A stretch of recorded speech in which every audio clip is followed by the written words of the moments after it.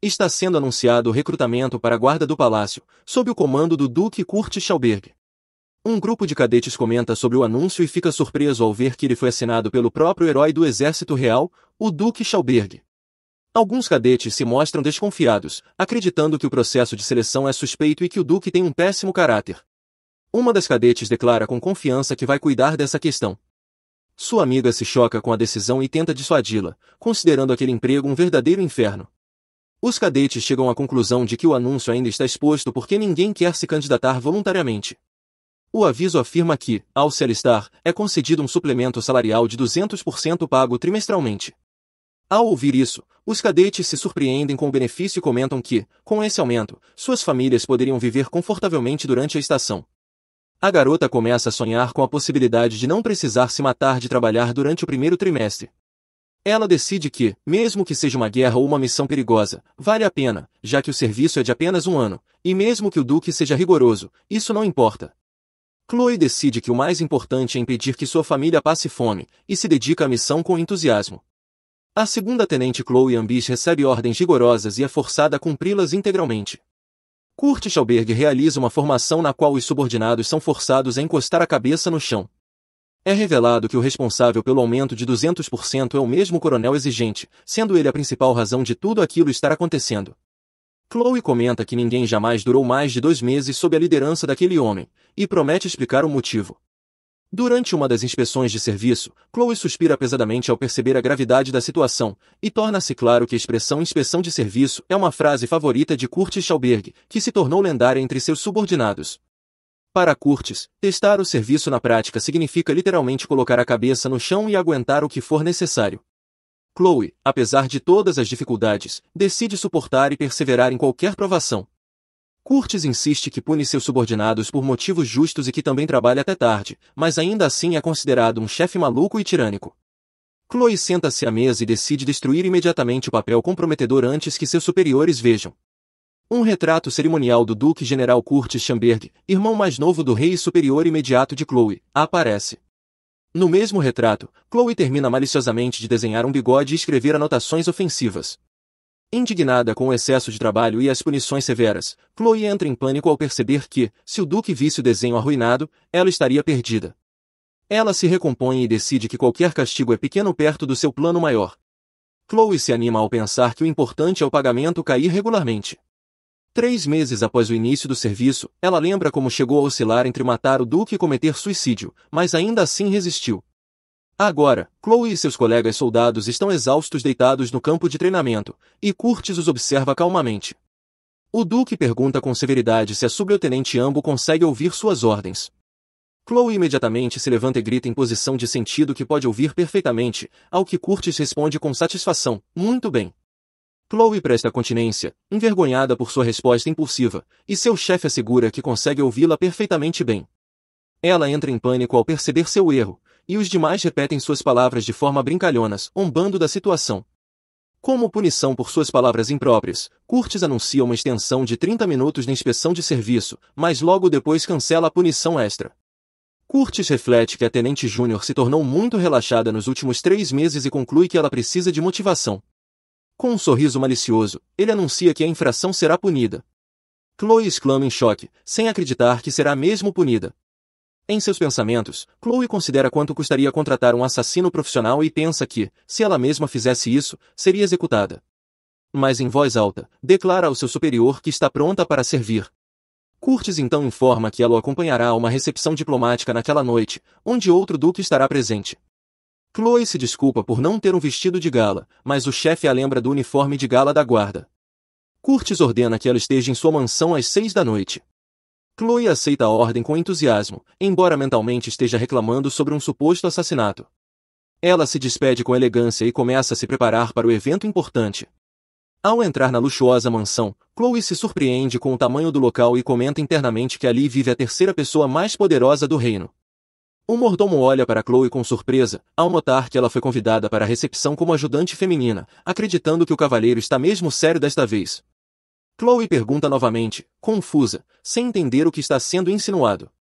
Ela então descobre que a recepção daquela noite é, de certa forma, uma espécie de apresentação para seu chefe, o que a deixa completamente perdida quanto ao que fazer. O Duque se encontrará com a Duquesa de Glintlan na recepção. O mordomo sorri e comenta que a Duquesa provavelmente tem outros candidatos, mas o cavalheiro em questão tem suas próprias fraquezas. Chloe se surpreende internamente com a ideia de fraqueza associada ao seu chefe e admite que gostaria de saber mais sobre essas tais fraquezas. Curtis percebe que Chloe está atrasada para o encontro e, enquanto ela se aproxima com insegurança por estar usando o uniforme de gala, ele ordena que ela pare de ficar parada. Ela se desculpa rapidamente e corre até ele, enquanto Curtis a observa em silêncio. Ele repara que o uniforme dela está amarrotado e pergunta onde estão as joias decorativas da vestimenta. Entregando o adorno a Chloe, o Duque insiste que sua ajudante não pode parecer desleixada. Chloe se surpreende com o gesto e se pergunta mentalmente por que ele está sendo tão gentil de repente. Em pânico, ela pede desculpas novamente, mas Curtis ironiza, dizendo que ela parece ter levado um tiro. Em tom sarcástico, ele a compara um porco com pérolas, e Chloe conclui que seu chefe, afinal, não é tão gentil assim. A noite cai sobre a cidade, e o céu estrelado ilumina o castelo com suas janelas acesas. Dentro do salão, os convidados conversam animadamente enquanto Chloe observa tudo com admiração. Surpreendida pela quantidade de luz artificial, ela é repreendida por Curtis, que a manda parar de olhar para os lados e se concentrar. Chloe imagina atacá-lo, mas na realidade, admite o erro e tenta se corrigir. No salão do trono, o rei os cumprimenta, chamando Curtis de Duque Bert. O Duque o saúda respeitosamente, curvando-se. O rei, sorridente, diz que estava à sua procura e pede que ele veja um retrato de uma bela jovem de vestido azul. Ele revela que ela é Isabelle, a Duquesa de Glintlan, e afirma que ela será a futura esposa de Curtis. Surpreso, o Duque pergunta por que não foi informado antes, e Chloe observa que em casamentos reais, o noivo é sempre o último a saber. Curtis contesta dizendo que aquilo nem sequer é um casamento real, mas o rei insiste na união, pressionando o irmão a tomar uma decisão. Chloe assiste à discussão dos dois irmãos com a respiração presa, sentindo o clima tenso. Curtis, no entanto, se desculpa e diz que tem um bom argumento contra o casamento, surpreendendo o rei. Ele afirma que já pretende se casar com outra pessoa e, de repente, coloca o braço ao redor dos ombros de Chloe, que fica totalmente confusa e chocada. Curtis então se vira para os presentes e declara com confiança, aqui está ela. Ele apresenta formalmente Chloe Ambis como seu novo amor. Atônita, Chloe reflete que a vida nunca segue o plano, mesmo quando os sonhos são bem definidos. Ela segura a caneta com raiva e promete mentalmente resolver aquilo com aquele lunático. Ela muda de plano e deseja fazer com que ele bata a cabeça no chão por causa daquele incidente. Chloe imagina-se como uma chefe severa, ordenando que Curtis repita seu famoso exercício de cabeça no chão. A narrativa descreve que, após isso, suas vidas mudaram radicalmente. Logo depois, alguém oferece a Chloe um corte de cabelo, destacando as mudanças recentes. Chloe fica surpresa e não entende se ouviu direito quando mencionam Curtis. Ele reage confuso, aumentando o desconforto da situação. No cais, Chloe conversa com um colega que comenta que foi bom ela ter prendido o cabelo, ou teria sido pior. O colega explica que o Duque é extremamente sensível a certos detalhes. Naquela noite, Curtis lembra que ninguém pode sair antes de terminar o trabalho. Ele sorri e dá a Chloe mais uma tarefa, mandando que ela fique até tarde. No dia seguinte, quando ela está prestes a ir embora novamente, Curtis pergunta com um sorriso irônico se ela está saindo cedo demais. Depois, ele devolve o relatório de Chloe, critica seu conteúdo e manda que ela reescreva tudo.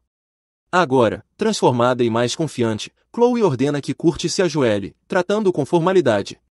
A história volta ao momento da confissão de Curtis, quando ele chamou Chloe de seu novo amor diante do rei.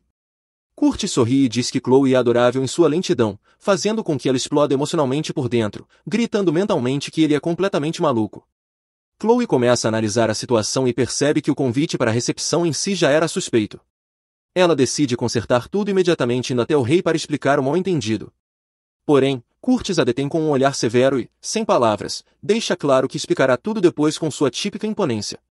Contudo, a tática de autoridade não funciona. Chloe não entende a mensagem. Curtis começa a pensar num discurso explicativo e lista possíveis benefícios, como promoção, aumento de salário, transferência, férias e prioridade em negociações. O rei, indignado, pergunta por que Curtis está segurando a mão de Chloe, enquanto o narrador comenta que ele está agindo com velocidade inédita. De repente, Curtis promete dar a Chloe o que ela quiser. A voz interna do herói ironiza que, agora, todos à sua volta acreditarão que ele realmente está apaixonado e quer casar com ela. No Império Vant, há uma lei severa sobre casamentos entre classes sociais diferentes. Se um duque se casa com uma plebeia, ele mesmo se torna um plebeu e perde o direito ao trono. Para evitar isso, o duque precisa se casar com uma nobre, mas no momento não há nenhuma candidata adequada. Se ele se casar com a duquesa de Glintland, isso fortalecerá as relações entre os países e agradará ao rei. Mas, se quiser evitar o casamento, precisará de uma alternativa. Nesse contexto, apenas uma plebeia pode ajudá-lo a não se casar com uma estrangeira. Portanto, ele só tem duas opções. A primeira opção é se casar com uma estrangeira. A segunda, casar-se com uma plebeia e perder o direito à herança. Em outras palavras, trata-se de uma situação sem saída. Nesse momento, Chloe intervém e observa que, embora sua família seja muito pobre, eles ainda são considerados oficialmente membros da baixa nobreza. Assim, se o duque se casar com Chloe, ele manterá seu status, evitará o casamento com a duquesa estrangeira, e escolherá uma mulher fácil de se divorciar, alguém que não teria como recusar uma proposta. Ele também escolheria alguém que nunca amaria, e Chloe, com orgulho, declara que essa mulher é ela mesma, Chloe Amos. Ela se questiona se os termos oferecidos não são generosos demais para ela, enquanto observa o rei, o duque e tudo o que está acontecendo ao seu redor. Curtis enumera os benefícios que podem ser esperados: aumento de salário, transferência, promoção. Ele observa atentamente Chloe e percebe que ela sempre parece estar precisando de dinheiro. Chloe se choca ao perceber que sua verdadeira motivação é visível para os outros. Ela se lembra da cena com seu irmão mais novo, que se alegra com qualquer possibilidade de não passar fome, o que evidencia ainda mais a pobreza da família. Chloe admite que o duque lhe fez uma proposta, mas decide, intimamente, que não vai negociar nada até receber o pagamento. Subitamente, ela se dá conta de que não pode discutir esse tipo de assunto bem na frente do rei. Com emoção, ela declara estar profundamente comovida. Olha com determinação para Curtis e aceita sua proposta em voz alta. O chamado final para o casamento acontece diante de todos os presentes. O casal fica lado a lado enquanto uma multidão de observadores curiosos e encantados assiste à cena, e Curtis reage com discrição à comoção pública. Com voz baixa, ele diz a Chloe que precisam conversar, e ela aceita alegremente. Durante a conversa, enquanto tomam chá, Curtis comenta que 2 semanas é pouco tempo para tomar decisões tão importantes. A história então revela a origem de Curtis. Ele nasceu do rei Yanis com a princesa de Glintland. Sua mãe era uma mulher muito sábia. Preocupada com a segurança do filho, ela pediu que ele recebesse os 2 títulos para protegê-lo de intrigas políticas. Por insistência dela, Curtis foi agraciado com um título duplo, vindo de 2 reinos distintos. O problema é que Curtis não era apenas incrivelmente bonito, mas também muito inteligente e talentoso. Ele entrou para o exército como segundo filho, mas, por ainda deter o título de Duque de Bert, mantinha o direito ao trono, o que desagradava o rei. Um interlocutor comenta com surpresa que não esperava que o rei tentasse se livrar de Curtis ao enviá-lo para Glintland antes mesmo de ele ascender ao trono. Em tom de brincadeira, sugere procurar uma noiva entre as garotas apaixonadas por Curtis, mencionando uma tal de Arryn Morflete, mas Curtis responde que uma busca dessas terminaria mal. Ele afirma calmamente que já tem alguém em mente para o casamento. Enquanto olha para sua xícara de chá, Curtis se pergunta quão cooperativa será a garota escolhida. Num salão luxuoso, um dos presentes pergunta quem é a azarada e observa que ela claramente não tem sorte. A cena seguinte revela que essa coitada é Chloe, sentada desanimada no sofá.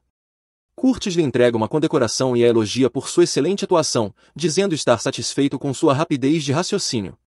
Ele admite que não esperava tanto apoio público dela e se surpreende com suas habilidades teatrais em um momento tão difícil. Chloe, sorrindo, responde que nem ela mesma sabia que era tão talentosa. Em um breve flashback, o rei questiona se Curtis e Chloe estão realmente unidos pelo casamento. Ele os adverte de que mentir para o monarca é equivalente à traição, e os dois são forçados a confirmar sua versão dos fatos. Chloe explica que escondeu o fato porque planejava recusar a proposta. Acrescenta que considerava o duque completamente frívolo e pensava que ele estava apenas brincando com seus sentimentos. Ela recorda suas dúvidas e medos de que seu amor por Curtis fosse passageiro e admite que esses pensamentos a atormentavam há tempos. Emocionada, ela se dá conta de que, se soubesse da seriedade das intenções de Curtis, de que ele estava disposto a confessar seus sentimentos ao rei, teria agido de forma diferente. Comicamente tensa, Chloe tenta manter uma expressão neutra, enquanto Curtis, com calma, declara também estar muito feliz. O rei, com um sorriso irônico, reconhece que Chloe é uma boa atriz, mas duvida que isso seja o suficiente para convencê-lo. Curtis, surpreso, pergunta se tudo aquilo não basta. Chloe, um pouco nervosa, oferece-se para mostrar provas se o rei não acreditar. O monarca pergunta, curioso, sobre essa prova. Chloe aponta para o broche em seu peito e explica que foi um presente de Curtis quando ele lhe fez a proposta. Ela acrescenta que o broche está gravado com o brasão da família Bert e sugere que ele o examine. Por fim, Chloe declara que, mesmo que tudo pareça uma armação, ela e Curtis aceitarão humildemente a decisão do rei. E completa dizendo que, se ela continuar exigindo provas, isso certamente desagradará os demais nobres presentes. Ela discretamente lembra que os presentes não têm provas em contrário, então não há motivo para estragar o clima e que seria melhor encerrar a conversa. Um dos personagens ironiza dizendo que é uma pena que nem todos puderam ver a expressão no rosto do rei naquele momento, pois ele estava chocado e desapontado. Curtis, por sua vez, se diverte com o que aconteceu. Chloe, então, faz uma pergunta séria sobre o que pretendem fazer a seguir. Curtis responde que gostaria de pedir a ajuda dela, o que faz Chloe assumir imediatamente que ele está falando sobre o casamento.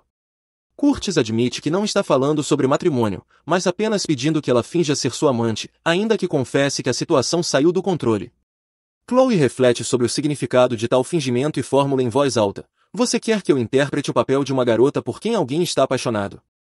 Por dentro, ela sofre, perguntando-se se acabará casando sem jamais experimentar o amor verdadeiro. Curtis agradece a Chloe por sua parte no plano, e ela responde que não há de que. Chloe então decide, para si mesma, que, aconteça o que acontecer, ela não pode sair perdendo. A garota de uniforme azul sorri e diz que também tem suas próprias vontades. O homem de cabelos brancos pensa em tudo que suportou até ali e acredita que merece uma compensação.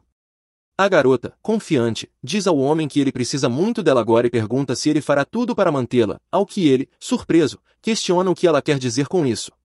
A garota diz ao homem de uniforme branco e azul que se ajoelhe primeiro. O homem, atônito, pergunta se realmente precisa se ajoelhar diante dela. A garota, com um sorriso aterrorizante e provocador, ordena ao duque que obedeça. Contra um fundo escuro, ouve-se um juramento de vingança por todas as noites em claro e punições sofridas. A garota, com uma expressão séria, exige que ele mostre seu verdadeiro humor. O homem pergunta se ela realmente quer isso, e ela insiste para que ele se ajoelhe rapidamente. O homem admite que não levou em conta os desejos dela e expressa seu entendimento de quão importante ela é, o que a surpreende. Ele diz que parece ter ignorado um passo essencial, e a garota o observa atentamente. O homem, com firmeza, chama a garota de Tenente Júnior ambos, deixando-a surpresa. Ele abre uma caixa com um anel e explica que sua mãe o recebeu do rei anterior, quando ele lhe pediu em casamento. Então, o homem se ajoelha diante da garota, que o encara, chocada. Com uma expressão séria, ele segura a caixinha com o anel e pergunta se ela quer se casar com ele. A garota levanta os olhos, atônita, sem acreditar no que está acontecendo. A duquesa Glintlan, com uma xícara na mão, pergunta se o Duque Berg tem uma amante. A garota nota que um casamento sem pedido formal não é o mesmo e se surpreende com o lado romântico do Tenente Júnior. O homem pergunta com um leve sorriso se ela está feliz.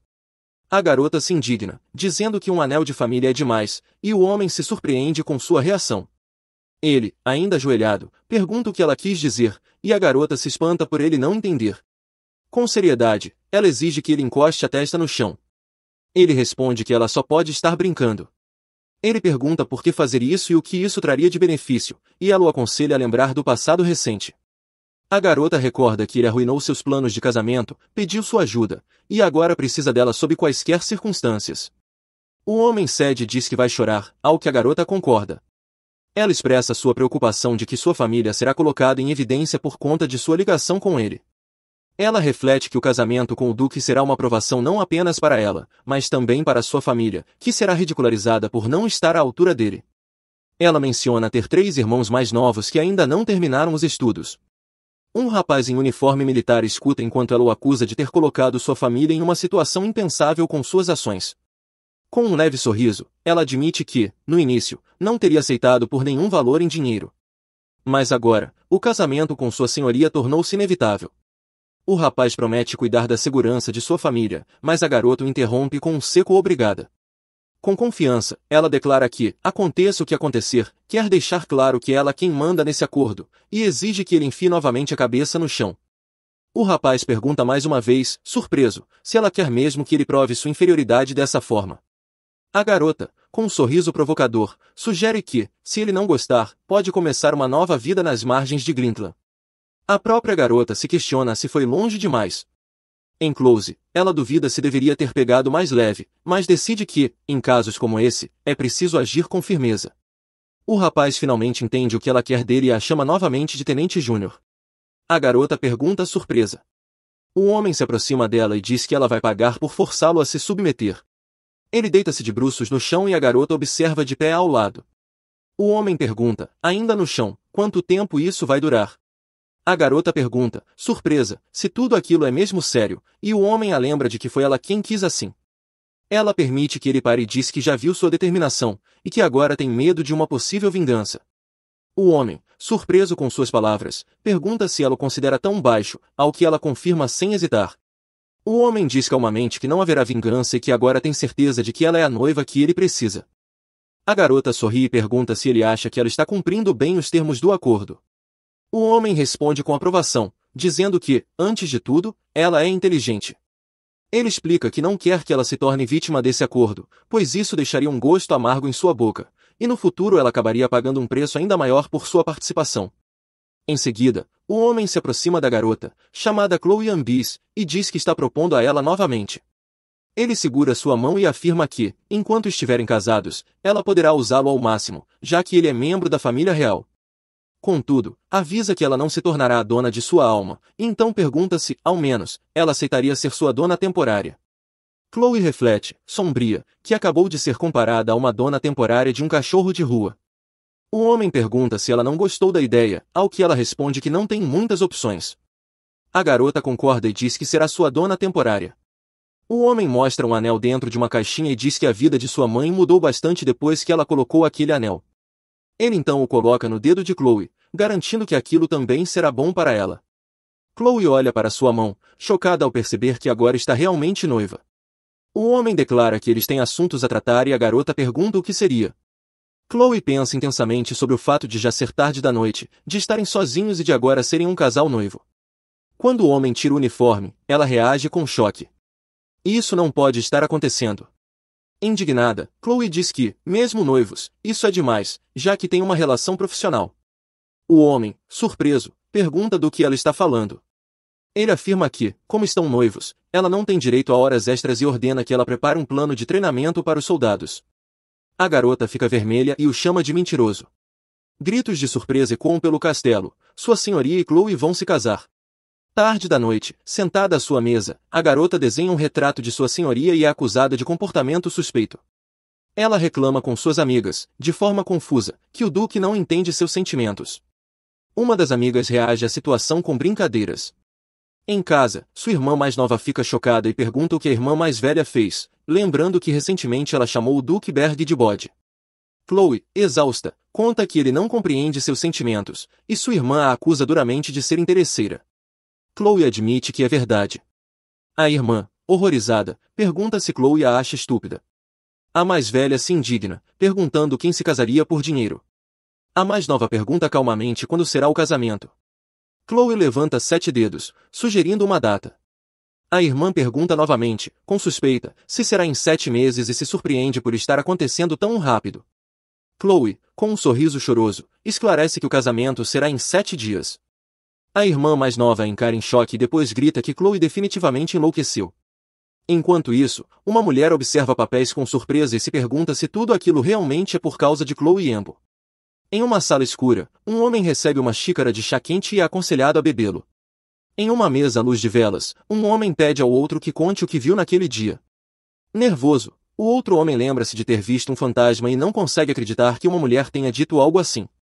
Diante de seus olhos, uma cena surge. Chloe chama o Duque Berg de seu amado, e o homem segura a cabeça em desespero, sem acreditar que aquelas palavras foram ditas a um homem tão terrível e bem na sua cara. Na sala real, há alvoroço.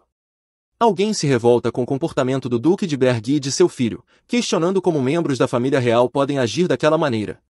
A mulher lamenta por, sem querer, ter semeado a discórdia na família real e pede perdão. Um homem de bigode responde que ele é quem deve se desculpar, admitindo que não esperava tamanha franqueza de um membro da realeza que claramente ignora os interesses do país.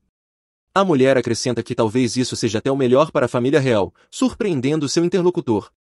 Ela garante que o povo preferirá confiar no rei do que em alguém que sacrifica os interesses do país em benefício próprio. O homem elogia sua perspicácia com aprovação. Os dois conversam no sofá sobre como a declaração de casamento é oficial e não pode ser alterada. Mas o amor é algo frágil, e um deles sugere permanecer um pouco mais, considerando isso uma grande honra. Contra a fachada iluminada do palácio, eles se despedem. Um vai descansar, o outro responde com respeito. Logo após, uma mulher grita de raiva e atira um objeto. Ela segura a cabeça, frustrada, se perguntando por que veio até ali e lamentando não ter conhecido alguém antes do casamento. Seus olhos se enchem de determinação. Ela pensa que aquilo não é o fim. Nada terminou.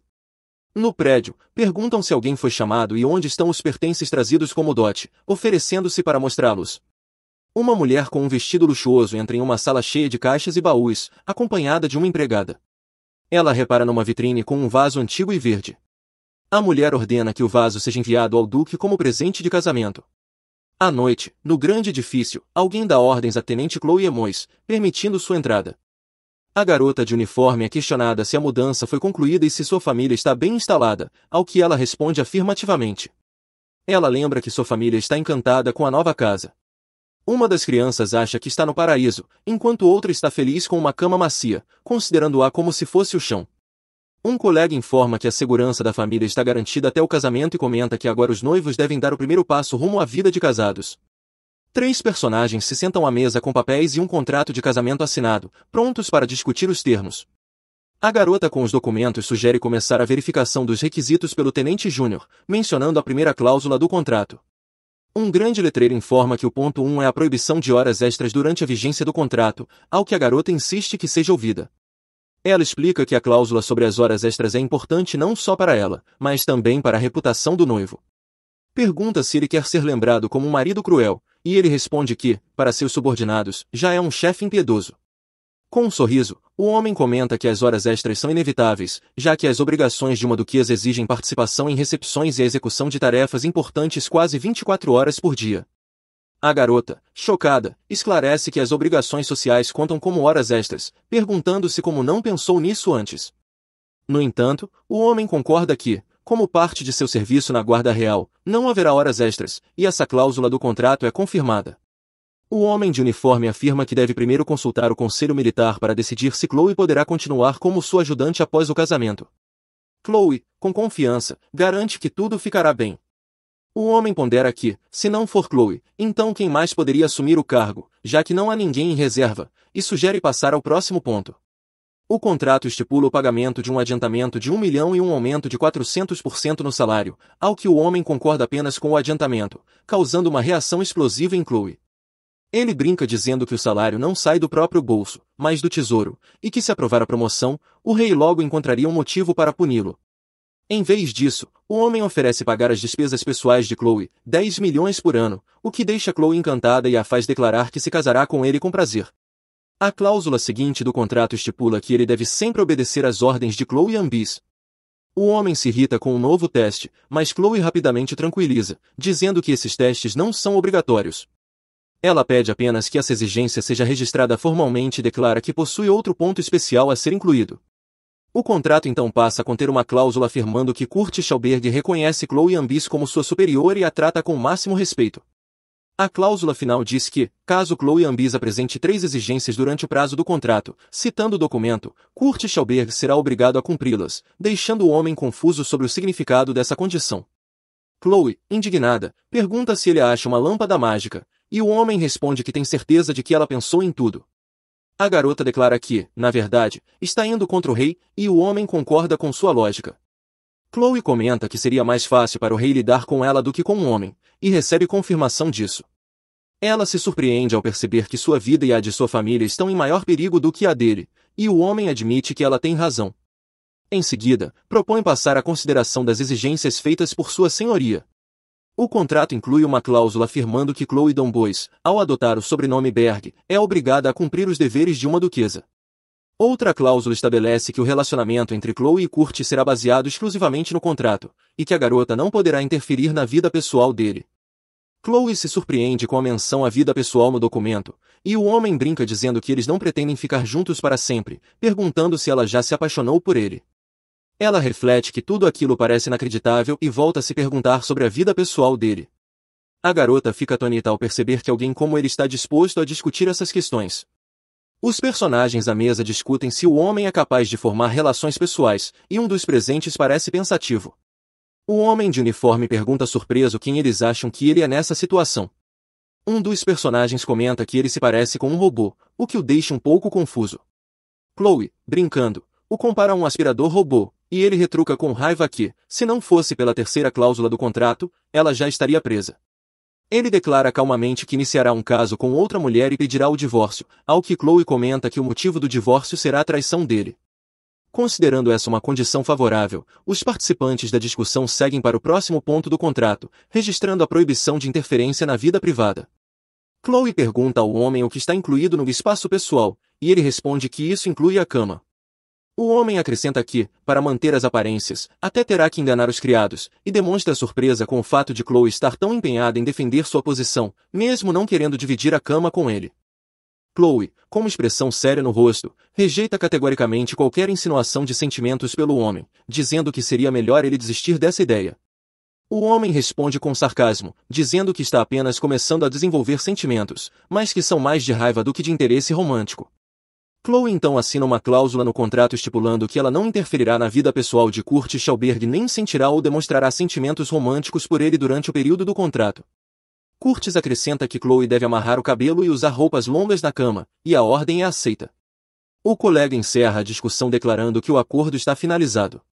Curtis alerta-no sobre a necessidade de manter o acordo em segredo, especialmente de Agatha, e ele responde com compreensão. Chloe então descobre que Agatha é a irmã mais nova de Noel e expressa surpresa. No Mantendo a Calma, diz que Agatha está apaixonada por Curtis, o que choca Chloe. Os personagens demonstram simpatia por Agatha devido aos seus sentimentos não correspondidos, comentando como ela não possui os mesmos privilégios que o segundo-tenente ambos. Noel afirma que o título de Curtis será herdado por seus filhos, adicionando uma camada de intriga aos comentários. Durante a discussão sobre o dote, Curtis afirma que não espera um dote de Chloe por ela ser uma soldado comum e concorda em pagar tudo sozinho. Em resposta à brincadeira sobre o dote, Curtis menciona que a quantia deveria ser de 80 milhões de sim, deixando Chloe completamente confusa. No relata que Grinton ofereceu 80 milhões como dote, considerando isso um desafio aberto, e entrega o contrato para Curtis. Curtis, ao aceitar o contrato, observa que uma quantia tão alta cria a impressão de um grande amor pela noiva. A cláusula do contrato é mostrada em letras grandes. O título será transferido para os filhos de Kurt Schauberg e Chloe Amois, e o dote será de 80 milhões. Ambos os protagonistas sentem o peso da responsabilidade. Chloe olha pensativa para o contrato, se perguntando se conseguirá lidar com tudo isso. O homem coloca a mão sobre a mesa e concorda que o contrato está encerrado. Ele se aproxima de Chloe com a proposta de passarem a verdadeira essência do casamento. Chloe repete mentalmente aquelas palavras com surpresa, a essência do casamento, e olha pensativa para o noivo. A cena muda. Uma garota desconhecida vestida de noiva se encolhe e reclama que está doendo. O homem pergunta se ela está cedendo muito facilmente, pois essa não seria a primeira vez. Chloe sai correndo da sala de provas chorando, gritando que o vestido é horrível e indignada por aquilo estar acontecendo com ela. Ela se irrita ainda mais. Será que todo mundo realmente se casa usando uma roupa dessas? Ela faz piada dizendo que as outras garotas devem não ter ossos. Sua amiga comenta que o vestido de noiva é a parte mais importante do casamento. A amiga pergunta se não seria possível escolher outro vestido, já que aquele está apertado demais, mas lhe dizem que aquele vestido pertenceu à mãe da noiva. O noivo sorri e diz que o amor dele está embutido naquele vestido. Chloe, furiosa, se pergunta se pode matá-lo por todo esse tormento. A costureira consola a garota, prometendo que, depois do casamento, costurará 1000 vestidos sob medida para ela, se ela apenas aguentar mais um pouco. Alguém puxa o espartilho do vestido de Chloe, fazendo-a gritar de dor. Ela cai de joelhos, exausta, pensando que não aguenta mais. O noivo se aproxima e percebe as dificuldades de Chloe, pedindo a ela uma fita para o vestido. Curtis ajuda Chloe cuidadosamente com o espartilho, ficando muito próximo dela. A costureira observa a cena com confusão e logo sai da sala. Chloe Corey pensa consigo mesma que ela e Curtis estão próximos demais. A garota de cabelos azuis sente a respiração do homem muito perto e se dá conta de um novo e estranho sentimento, surpreendendo-se com suas próprias sensações. Subitamente, um homem empurra outra mulher com uma espada, deixando-a assustada e chocada. O homem se irrita e se surpreende com o fracasso de sua tentativa. Ele acredita que a garota está gravemente ferida e ela confirma mentalmente suas suspeitas sobre a sensação estranha. A garota acha que tudo se resume à sua postura, enquanto o homem a encara com um sorriso ameaçador e uma espada erguida. Um homem discute os preparativos para o casamento e descobre que não será possível costurar um novo vestido em apenas 3 dias. Ele pensa com atenção sobre o que fazer nessa situação. A garota sugere decorar um vestido pronto para economizar tempo antes do casamento. Ela decide assumir a tarefa de decorar o vestido e se pergunta quanto tempo levará. Explica que primeiro é necessário encontrar um vestido do tamanho certo, depois experimentar tudo e escolher as joias, então o tempo é escasso. Surpresa, ela pergunta se deveria começar a preparação imediatamente, mas logo pede que esperem um pouco. Então ela anuncia aos presentes que teve uma ideia. A manhã clara do casamento chega, mostrando um palácio majestoso. O tempo está maravilhoso e ensolarado. Os pássaros cantam. Um noivo bonito se prepara para a cerimônia. A personagem principal do casamento, a noiva, parece exausta e surpresa. O noivo percebe que ela está cansada, e ela mentalmente reclama do número de cerimônias e convidados. No diálogo, a garota comenta que ser membro da família real não é tarefa fácil, aconselha ter inveja apenas de quem nasceu assim e brinca que nem mesmo se pode bater neles. Um terceiro personagem observa que o tio provoca demais sua futura esposa. O príncipe Frederic aparece e chama a atenção. Frederic se dirige a segundo-tenente Chloe Ambis, dizendo que não há necessidade de formalidades, pois à noite ela se tornará sua superior. Chloe responde com firmeza que até o casamento ela é apenas uma soldado. O príncipe Frederic fica surpreso e nota para si mesmo sua dedicação e qualidades maravilhosas. Ele brinca perguntando a Chloe se ela foi forçada a casar com seu tio, pedindo que ela pisque se for o caso, mas é repreendido pelos outros para não fazer piada. Frederic diz que só veio avisar que seu tio está esperando Chloe na capela, recebendo a resposta de que ele deveria ter avisado isso antes. Chloe se sente um pouco desconfortável por estar sozinha com outro superior.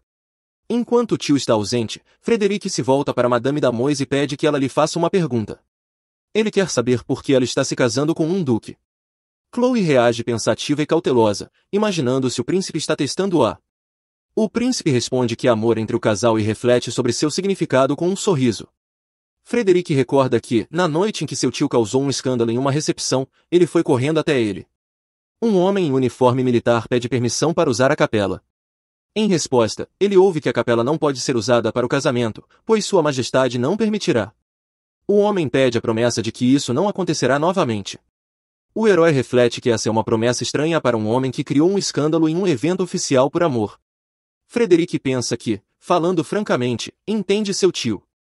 Ele diz que o tio não está interessado no trono, mas seu pai tem ciúmes dele e tenta controlá-lo, até enviando-o para outra terra sob o pretexto do casamento. Frederic explica que lá o tio teria recebido um terreno abandonado e essencialmente foi enviado para morrer lutando contra piratas, acrescentando que, claro, ele não gosta disso, mas entende tudo. Ele observa que tal união não é benéfica para a garota. Se ela quisesse progredir na carreira, não teria passado tantos anos no exército. Mesmo que tenha concordado com o dinheiro após o divórcio, o rei pode se vingar, e toda a propriedade se tornará pó. Não será possível continuar no exército, pois eles já caíram em desgraça diante do rei, e no geral é uma decisão muito arriscada. Frederic pede que ela responda honestamente por que está se casando com seu tio. Ela admite em seus pensamentos que quer ver aquele bastardo bater a cabeça no chão. A garota percebe que o príncipe é muito inteligente e que causou muitos problemas a ele. Na verdade, ela está apaixonada por seu senhor há muito tempo e acha que vale a pena fortalecer isso. Ela diz que as façanhas militares do duque foram notícia nos jornais. Por isso, ela se candidatou ao cargo de adjutante e conseguiu um bom emprego. A garota se considera muito sortuda porque teve sorte tanto no trabalho quanto no amor. Ela pensa timidamente que talvez tenha exagerado um pouco na história. O príncipe diz que ela é digna de se tornar uma duquesa, e ela agradece surpresa. O homem sorri e diz que não há nada a agradecer, fazendo um comentário sobre sua habilidade para mentir bem. O jovem repreende seu sobrinho por zombar da tia, mas explica que estava apenas preocupado e decidiu perguntar. O homem de cabelos dourados pergunta se seu tio é capaz de amar e admite que prefere zombar do sobrinho do que das pessoas. O jovem acena com a mão e diz que o padre está esperando por Frederic, e ele sai rapidamente para evitar mais provocações.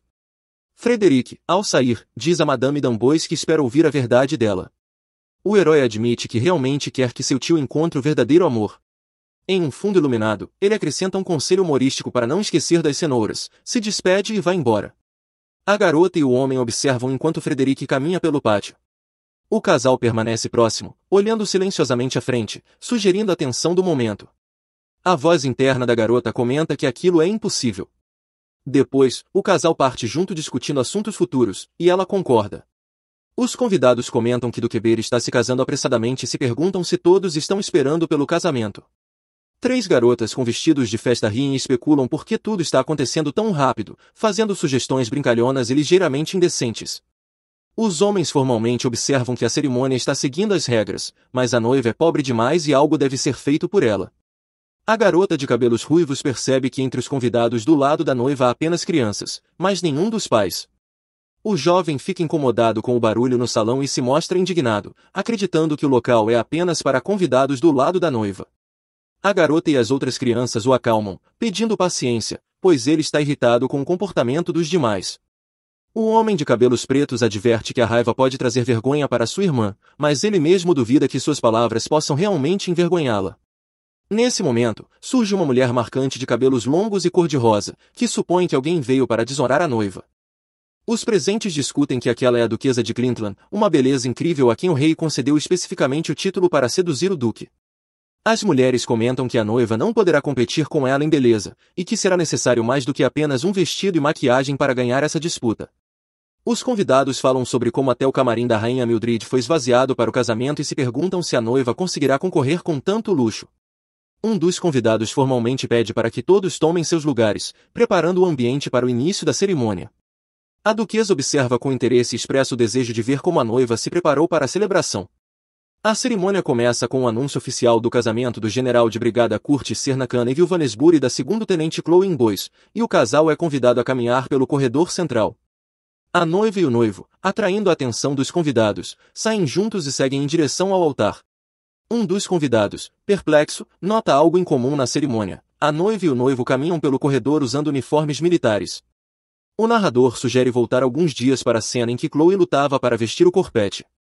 Discute-se um método alternativo e mais humano de preparação para o casamento, e Chloe compartilha sua ideia. Os personagens notam que, em um casamento real, apenas a coroa e o cinto são realmente necessários, sem os quais o casamento seria inválido. A princesa herdeira Beatrix está enviando uma coroa, então esse ponto não preocupa. Um homem em uniforme militar pergunta se a noiva usará apenas a coroa e o cinto, recebendo uma resposta negativa. A garota com uniforme branco e azul lembra que eles são a guarda real, e alegremente anunciam que os guardas possuem um uniforme branco de gala. A mulher pergunta surpresa se a noiva realmente deseja usar o uniforme militar e recebe confirmação. A garota explica que seu noivo a ama muito, é um pouco rebelde, e a escolha da farda mostrará essa devoção. A decisão de casar usando o uniforme militar enfatiza que o noivo não tem interesse pelo trono. Os personagens discutem como essa ideia é ótima, causando impacto e até humor. Apesar da seriedade do momento, o noivo reflete e concorda que a ideia não é ruim. O casal decide ter um casamento inédito com uniformes militares, o que surpreende e gera discussões sobre o vestido de noiva como uma jogada política. A garota em uniforme militar e com coroa observa que a combinação fica surpreendentemente harmoniosa e melhor do que esperava. Uma das convidadas admite que esperava um fracasso. A noiva não poderá competir com a duquesa de Glintland, mas muda de ideia. Os dois protagonistas são mostrados como belos à sua maneira, cada um com um charme especial, em meio a flores e luxo. O reverendo James Luther anuncia oficialmente seu papel como testemunha do casamento e inicia a cerimônia. O padre pergunta aos recém-casados se estão prontos para jurar amor eterno diante dos deuses. O monólogo interno do noivo está cheio de dúvidas, amor eterno parece impossível para ele. Ele tem certeza de que seus caminhos logo se separarão. O noivo olha para a noiva e pensa que um segundo casamento será certamente mais fácil. Uma imagem aparece na mente da garota, ela escolherá não um uniforme militar, mas um belo vestido de noiva e sorrirá verdadeiramente feliz. Ela sonha que seu verdadeiro amor estará ao seu lado naquele momento e que ela realmente lembrará desse casamento. Apesar do silêncio exterior, o noivo está internamente irritado com o que está acontecendo, sem compreender plenamente seus próprios sentimentos. Ele reflete internamente que está pensando em outras coisas, mas em voz alta faz o juramento de amor. O padre faz a mesma pergunta para a noiva, que também responde calmamente que sim. Os convidados se surpreendem ao notar que o noivo sorri pela primeira vez em suas memórias. Eles comentam sobre sua beleza e admitem que vieram à cerimônia por causa dele. O padre pergunta se o noivo deseja apresentar um presente simbólico para a noiva diante dos deuses, e ele confirma. Uma decoração requintada com pedras rosas é cuidadosamente colocada sobre uma almofada escarlate, um presente de casamento. O noivo de repente abraça a noiva e a pressiona contra si, fazendo um gesto significativo. A noiva fica envergonhada, sentindo que as coisas ficaram muito próximas e claramente incomuns entre eles. O noivo olha para ela e diz que está tudo pronto. A garota com a coroa e o novo colar observa que a joia realmente combina bem com o uniforme militar. O padre sugere passar para a próxima parte da cerimônia. E o noivo acrescenta que há mais um ponto importante. Um homem de luvas abre uma caixa bonita que contém um enorme anel de ouro com uma grande pedra roxa quadrada. As mulheres na mesa exclamam que aquele é o famoso anel da rainha Midreia, a chama da santidade. O homem segura a mão da noiva e diz que está lhe dando o anel como símbolo de amor e fidelidade. Ele coloca solenemente o anel no dedo de Chloe Donois, simbolizando um vínculo especial. Os convidados ficam maravilhados e discutem se o duque realmente está dando a ela esse raro tesouro e se ele está falando sério. Os demais presentes ficam surpresos não pelo gesto em si, mas pelo seu significado. Se fosse Chloe e Bert, isso seria normal, mas agora o anel está sendo dado para Chloe e Amos. A garota fica surpresa ao pensar que o duque está entregando o anel a ela, e não à futura Chloe e Bert. Os parentes próximos observam que, independentemente do casamento, aquele anel agora pertence à irmã deles. Chloe olha o anel confusa e mentalmente se pergunta para que tudo aquilo serve. O protagonista usa seu olhar e gesto para convencê-la a agir naturalmente, sugerindo que sua principal forma de comunicação é falar com os olhos. Chloe rapidamente entende a situação, perguntando-se mentalmente por que recebeu um anel tão valioso. O homem sorri e comenta que ela está começando a compreendê-lo melhor, sugerindo que ela encare aquele presente como um sinal especial. Ele esclarece que aquele anel é uma compensação por danos morais. Chloe fica surpresa consigo mesma, pois não entende que tipo de dano seria esse, já que recebeu algo tão caro. O padre anuncia a próxima etapa da cerimônia e diz que o noivo agora pode beijar a noiva. Chloe reage com surpresa e insegurança, sem entender imediatamente o que está acontecendo. O homem, caloroso e com bom humor, lembra que é um casamento e que ela precisa entender para onde aquilo está caminhando. Segue-se um momento tocante, quando o noivo suavemente segura o queixo da noiva e seus rostos se aproximam para um beijo. Um beijo solene e terno acontece diante de todos os presentes. A cena muda para a imponente construção de colunas ao pôr do sol, enquanto os convidados e os recém-casados se dispersam após a cerimônia. Duas garotas comentam sobre a duquesa de Glintland, questionando seu fracasso e imaginando os sentimentos do duque de Berg. A ruiva conta rumores de que ele teria se casado apressadamente devido à pressão do rei. Um homem loiro beija apaixonadamente uma garota de cabelos escuros em meio a flores. Os personagens discutem com humor, maravilhados, que aquilo é amor verdadeiro e se surpreendem que o casal tenha saído imediatamente após a cerimônia, sem a tradicional recepção. A ruiva supõe, cansada, que os recém-casados agora aproveitam a companhia um do outro.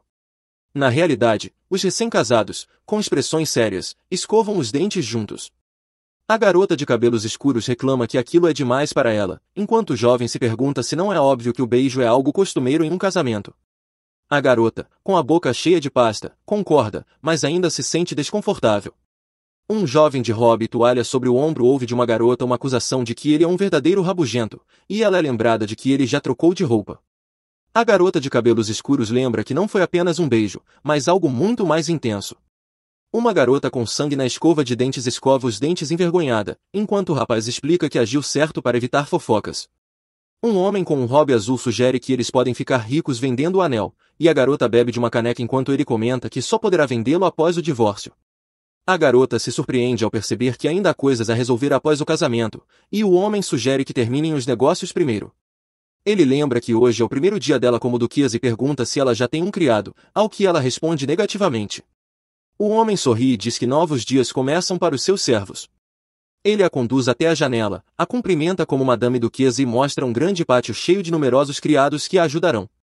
A garota olha para a multidão pela janela, assustada, admitindo que aquilo é um pouco assustador. Ela se pergunta se realmente terá que mandar em todas aquelas pessoas. Observando a multidão de servos no salão do castelo, o homem comenta sorrindo que 80% deles são espiões do rei. A garota de uniforme e olhos vermelhos reage nervosamente a essa notícia. Felipe Delta se apresenta como um mordomo muito sofisticado e afirma que controla todos os servos da casa Bert. Ele conta que originalmente deveria ser o mordomo-chefe da corte real, e alguém, surpreso, pergunta do que ele está falando. Com uma expressão chocada, Felipe relembra a notícia de que se tornaria o mordomo da casa Berti. O rei ordena que Felipe vigie todos os movimentos de Curtis e lhe reporte tudo.